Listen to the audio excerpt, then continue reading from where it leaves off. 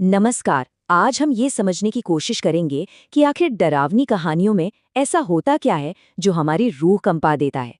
और इस सवाल का जवाब खोजने के लिए हम दो बिल्कुल अलग तरह की हिंदी कहानियों की दुनिया में चलेंगे। तो सबसे पहला और जरूरी सवाल, किसी कहानी में डर पैदा होता कैसे है? क्या ये सिर्फ जंप स्केयर से होता है, या फिर उस धीरे धीरे बढ़ते हुए खौफ से जो हमारे दिलो दिमाग पर कब्जा कर लेता है? चलिए इन दो कहानियों के जरिए इस बात को समझते हैं। देखिए, हमारे पास दो बिल्कुल अलग तरह की कहानियां हैं। एक तरफ है शहरी खौफ, जो मुंबई के एक मॉडर्न अपार्टमेंट में एक पुराने आईने के इर्द गिर्द घूमती है। ये एक साइकोलॉजिकल हॉरर है। और दूसरी तरफ है देहाती दहशत, जो हमें एक गांव में ले जाती है जहां दादाजी अपने पोते पोतियों को एक भूतहा रास्ते के लोक कथाओं वाले किस्से सुना रहे हैं।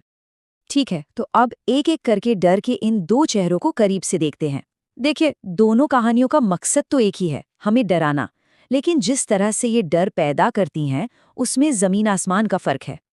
तो ये है रिया, मॉडर्न कॉन्फिडेंट मुंबई की एक फैशन डिजाइनर, सोशल मीडिया पर एक्टिव। मतलब उसकी जिंदगी में सब कुछ एकदम परफेक्ट चल रहा था। पर फिर वो एक एंटीक दुकान से एक पुराना, बहुत ही खूबसूरत आईना खरीद लेती है। और बस यहीं से उसके बुरे दिनों की शुरुआत हो जाती है। अब जरा दूसरी कहानी का माहौल देखिए। लालटेन की धीमी रोशनी है और दादाजी अपने पोते पोतियों को उस रास्ते के बारे में बता रहे हैं जिस पर सूरज ढलने के बाद कोई जाने की हिम्मत नहीं करता। यहाँ डर किसी खरीदी हुई चीज में नहीं है, बल्कि उस जगह की हवा में है, वहां की कहानियों में है। तो चलिए पहली कहानी पर वापस आते हैं। रिया की कहानी में डर का सेंटर पॉइंट क्या है?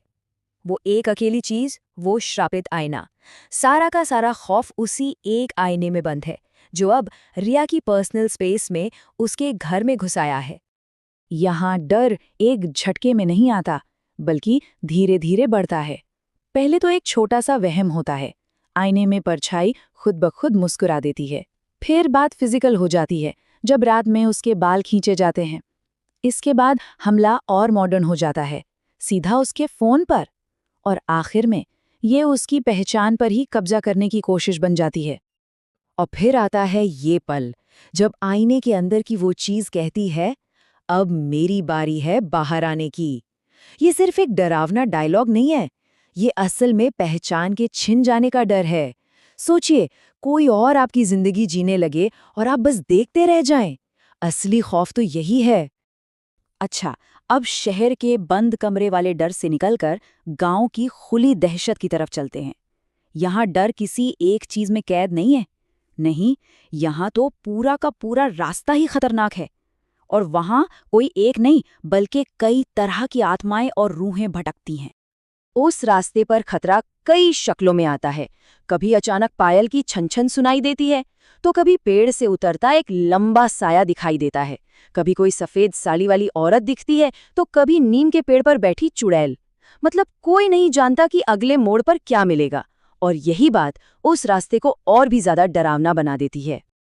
दादाजी की कहानी में जब रामकिशन चाचा उस पेड़ पर लटकी औरत को देखने के बाद कांपते हुए ये कहते हैं, तो यही लोक कथा वाले डर का असली सार है। डर इस बात का नहीं कि कुछ दिखा, डर इस बात का है कि जिसका सामना हुआ वो इंसान नहीं थी, वो कुछ और थी, हमारी समझ से बिल्कुल परे। तो अब तक हमने देखा कि इन कहानियों में क्या डराता है। अब सवाल ये है कि ये कहानियाँ कैसे डराती हैं, मतलब इनकी टेक्निक्स क्या हैं, क्योंकि दोनों का अंदाज एक दूसरे से बिल्कुल जुदा है। ये टेबल दोनों के फर्क को बिल्कुल साफ कर देती है।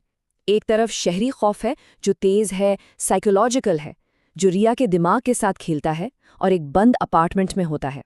दूसरी तरफ देहाती दहशत है, जो धीमी है, माहौल बनाती है, वो हमारी इंद्रियों पर असर करती है, जैसे पायल की आवाज़ सुनना या किसी को देखना।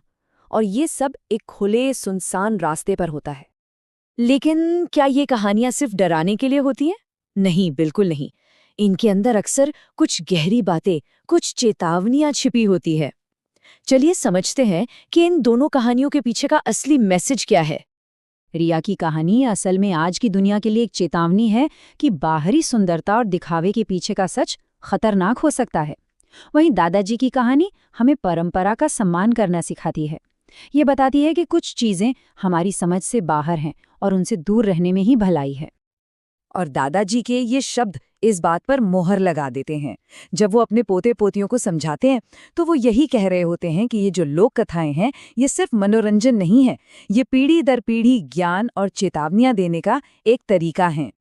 तो आखिर में ये सवाल हमारे सामने खड़ा होता है, असली डर क्या है? वो जो हमारे अंदर है, हमारी अपनी पहचान पर हमला करता है, जैसा रिया के साथ हुआ, या फिर वो डर जो बाहर है, अनजान रास्तों पर, जिसे हम जानते समझते नहीं? शायद डर के ये दोनों ही चेहरे हमें हमेशा अपनी तरफ खींचते रहेंगे,